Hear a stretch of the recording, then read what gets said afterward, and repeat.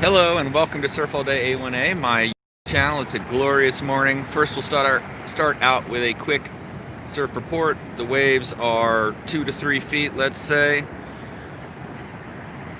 Waist to chest high on sets. Very peaky. The water still has not reached the frigid point. And in this video, I want to talk about when do you need to wear a wetsuit in Florida. Now, if you've surfed for a long time, you already know the answer to this. But if you're new to surfing, in Florida, this is a great question.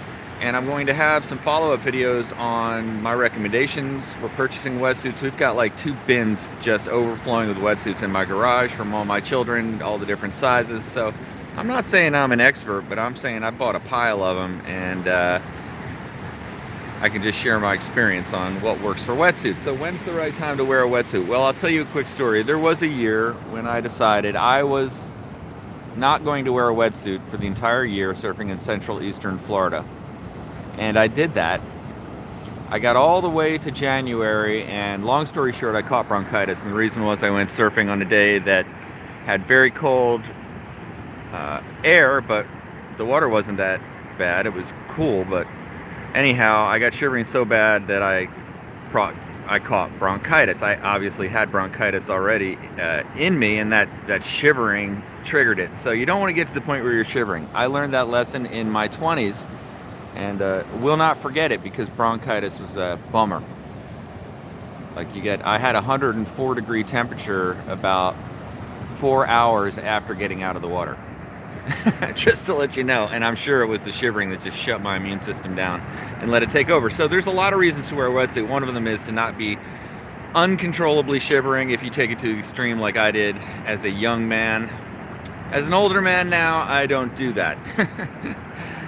I know when to say when much more, and I don't push the boundary as far as I used to in areas I know are just certain to result in hospitalization, having been there many times in that scenario.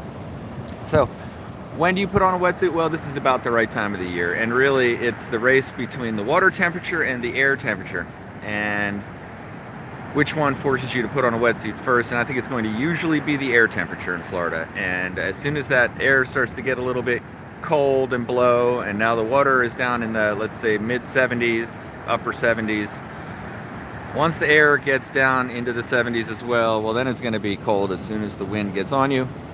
So I think now's the time to do it. I would recommend a spring suit and a full suit, both, so that you can deal with both conditions, because you're dealing with both the wind and the water temperatures.